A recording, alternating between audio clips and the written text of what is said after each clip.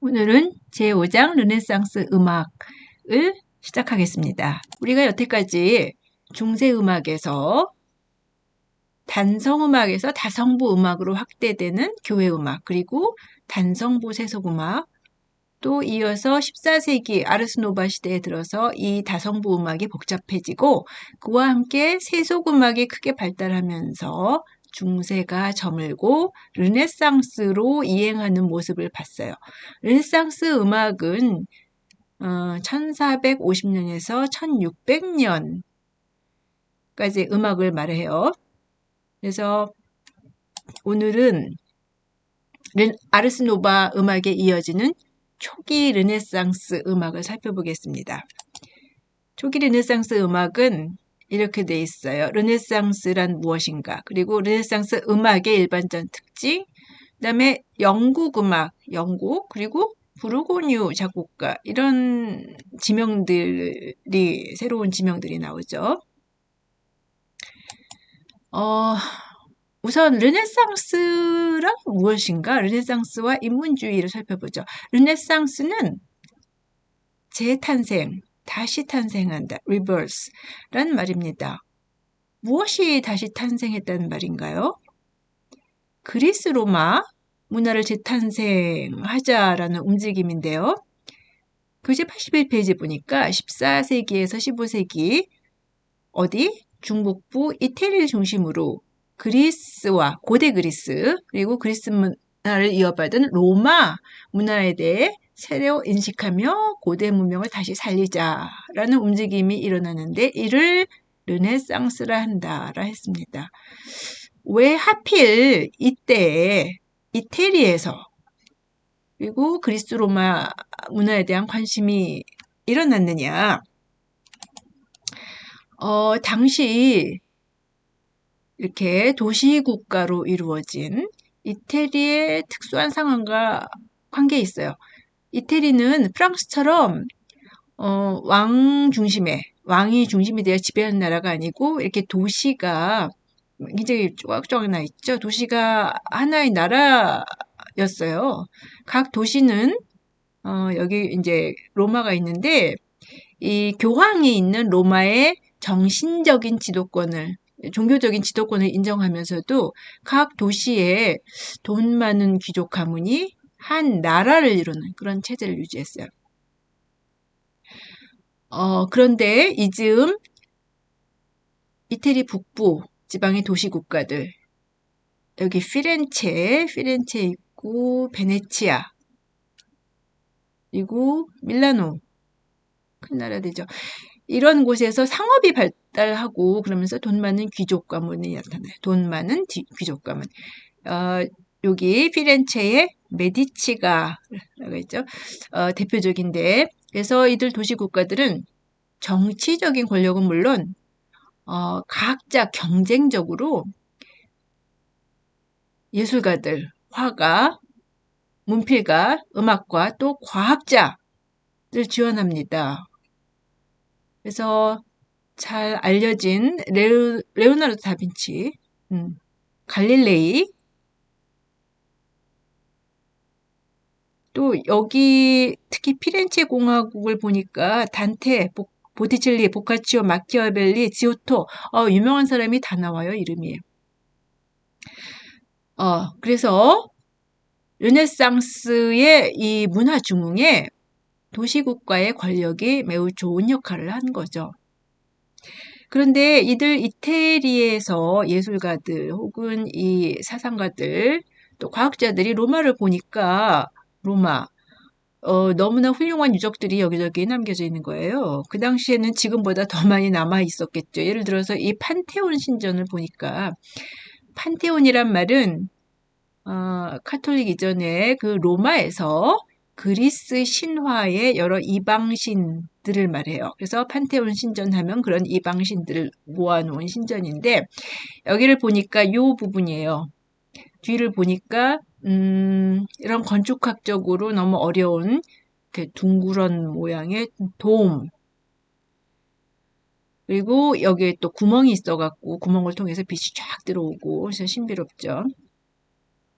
또 포로 로마노, 포로 로마노는 로마 광장 이런 뜻이에요. 여길 보니까 길거리 여기저기 널려져 있는 건축물들이 있는데 거기에 이렇게 늘어서 있는 기둥들 열주 그리고 조각품 이런 것들을 보면서 그 옛날 그리스 로마 문화의 어떤 향수 감명을 받습니다.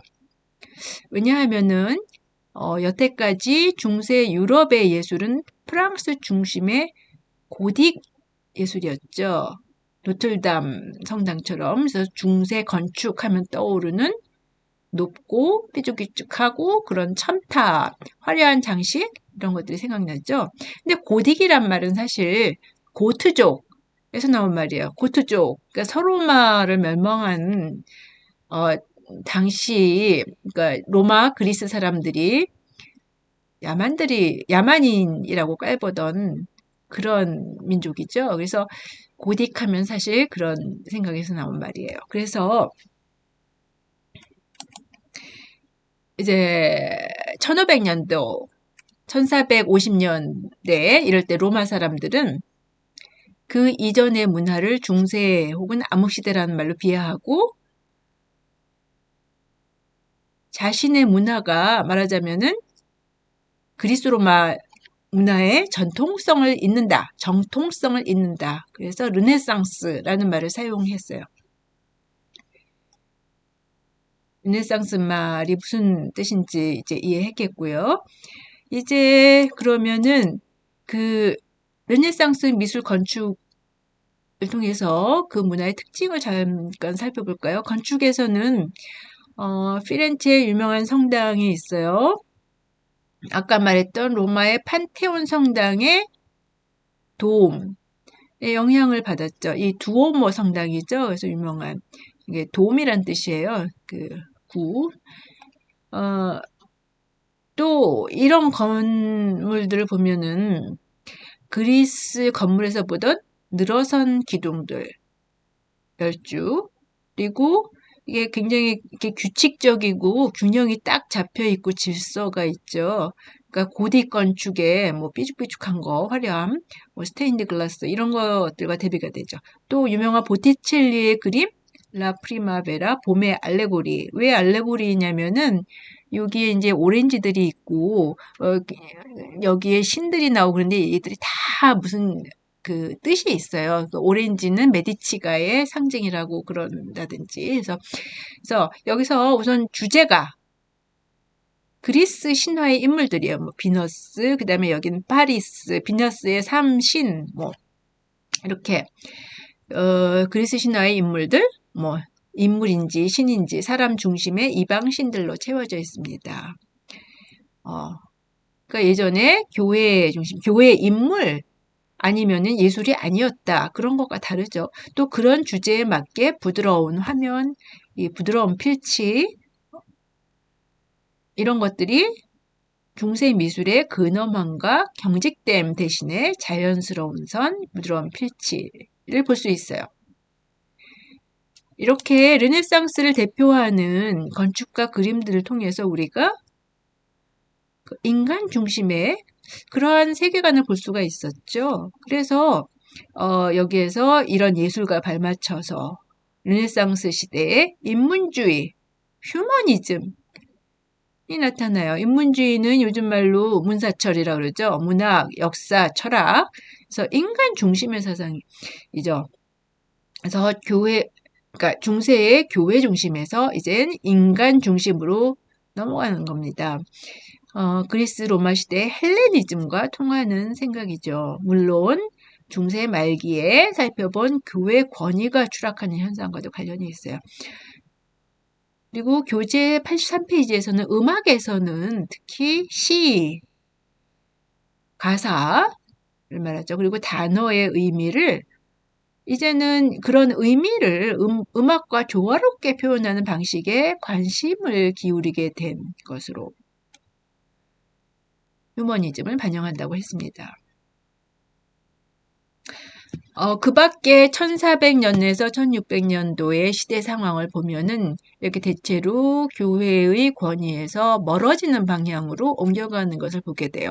예를 들면은 활판 인쇄술, 활자를 말하죠. 그래서 성경이 이제는 성직자한테 한정되지 않고 일반인들한테 보급되기 시작합니다. 또 악보도 마찬가지로 어, 인쇄가 되면서 예전엔 수도사들만 악보를 볼 수 있고 가질 수 있었는데 이제는 악보가 교회 밖에서 또 전해지게 됩니다. 그리고 이제 마틴 루터라는 수도사예요. 부패한 카톨릭 교회에 대해서 어, 95개 조항의 질문을 교회 문에 붙이는 우리가 종교개혁이라고 부르는 그런 사건도 역시 교회 중심이 권위적인 교황에서 일반 신자 중심으로 옮겨가는 것을 봅니다. 그리고 정치적 사건에 중요한 영향을 주게 된 게 아마 얘기했죠. 지난 시간에 100년 전쟁. 그래서 100년에 걸쳐서 이 영국하고 프랑스가 긴 전쟁을 하는 거예요. 끝에는 이제 잔드르크가 나타나갖고 프랑스가 결국 땅을 지키긴 하지만 이때까지 강대국 또 문화적인 주도국 위치를 차지하던 프랑스 왕국이 힘을 잃게 됩니다. 그러자 이제 프랑스의 한 지방 부르고뉴 이제 지금은 와인 생산지로 유명한데 이 부르고뉴 여기인데 디종 중심으로 프랑스 북부 그리고 현재의 벨기에, 네덜란드까지 포함하는 이 넓은 지역을 지배하게 돼요. 그러면서 부르고뉴 공국으로 발달해요. 이 부르고뉴 공국은 물론 한 70년 이게 짧은 기간에 발달했지만은 그 강국으로 이제 있었지만은 많은 예술가들이 여기서 네덜란드, 벨기에 이 지방 여기서 태어나고 이들 예술가들을 이 부르고뉴 공이 후원해요. 그래서 부르고뉴 악파를 낳게 돼요. 그리고 이들은 유럽 전역에 이제 진출을 해요. 이태리, 프랑스, 스페인 뭐 이런데 독일 진출하면서 르네상스 음악의 주도권을 잡게 됩니다. 부르고뉴 작곡가들과 네덜란드 지방 작곡가들이. 그러면 이 시대 르네상스 음악의 일반적 특징은 무엇이었을까요? 아직은 이 부분을 잘 이해할 수는 없겠죠. 그래서 르네상스 음악을 다 배운다면 좀 알 수 있을 것 같아요. 그래서 대충 훑어보기로 하겠습니다.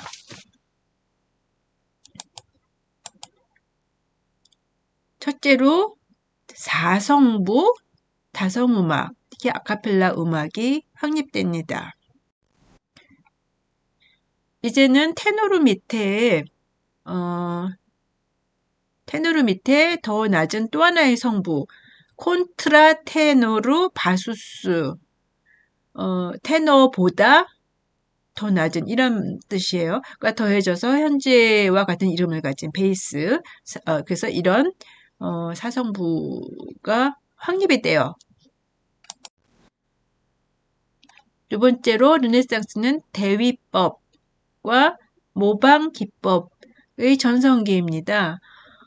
같은 다성부 음악이라도 중세까지는 테너르 위에 하나씩 성부를 더해가는 방식으로 작곡을 했죠. 그래서 성부 사이의 관계, 즉 화성에 대해서 생각하지 않았지만 르네상스 작곡가들은 성부 사이의 화음, 음정을 생각하면서 협화음과 불협화음의 규칙에 의해서 작곡을 하게 되는데 이 규칙을 대위법, 카운터 포인트라고 해요. 그리고 이 다성부 음악에서 이제는 선율을 강조하기 위해서 한 성부가 시작되고 그 선율을 그 다음에 일정한 간격으로 다른 성부가 모방하면서 진행하는데 이를 모방 기법이라 합니다.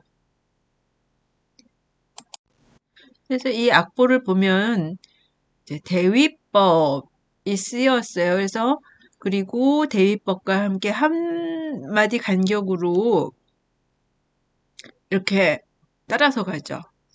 모방 기법을 사용했다. 이렇게 얘기할 수 있습니다. 이와 관련해서 이제는 호모포니와 다성음악 짜임새가 공존한다 라는 말이 나와요. 다성부 음악이 일반화되는데 같은 다성부 음악이라도 성부들이 비슷한 리듬으로 움직일 때는 호모포니, 하나의 소리라는 뜻이죠. 호모포니, 이런 호모포니의 쉬운 비유는 찬송가처럼 사성부 음악인데 선율이 맨 위에 있고 나머지 성부는 화음을 넣는 역할 비슷하게 하죠. 같은 리듬으로 움직이니까.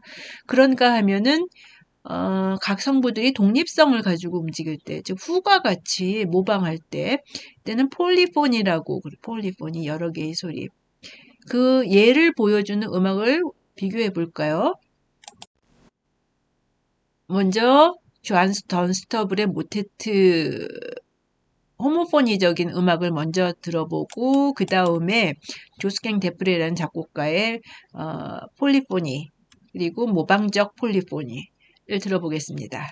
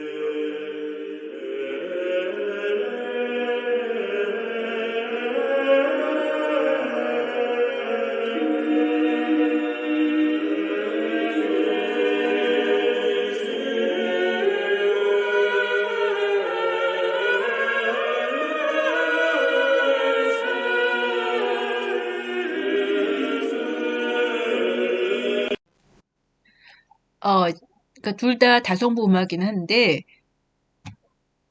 초기에는 르네상스 시작할 때는 영국과 부르고뉴 악파가 호모포니 짜임새를 좋아했지만은 점차 네덜란드 악파가 주도하면서 나중에는 르네상스 음악이 폴리포니가 주를 이루게 됩니다. 네 번째로 가사 그리기, 월드 페인팅 란 말이 나와요. 즉 인문주의적인 사고에 의해서 가사 혹은 시의 뜻을 중시하게 돼요. 예전에는 뜻이 뭐 기도문 이런 거가 중요했죠. 근데 이제는 음악적인 방법으로 가사의 뜻을 표현하려고 합니다. 교재 86의 악보를 보면은 그 악보는 르네상스 후기 마드리갈이라는 세속음악의 일부예요. 가사는 홀로 샘각에 잠겨있는데 그 악보를 보면은 맨 윗성부는 반음계씩 느리게 올라가죠. 그래서 다른 성부와 대조되니까 홀로 그리고 느리게 움직이니까 생각에 잠긴 이런 것을 표현한다고 그래요. 그리고 다섯 번째 악보 인쇄술 아까 얘기했지만 발달하게 되면서 1501년 페트루치가 출판한 악보집 오데카톤이라 그래요. 그러니까 100개란 뜻인데 오데카톤은 다성부 음악을 인수한 최초의 악보로서 음악의 유통에 큰 획을 긋는 획기적인 사건이 일어나게 됩니다.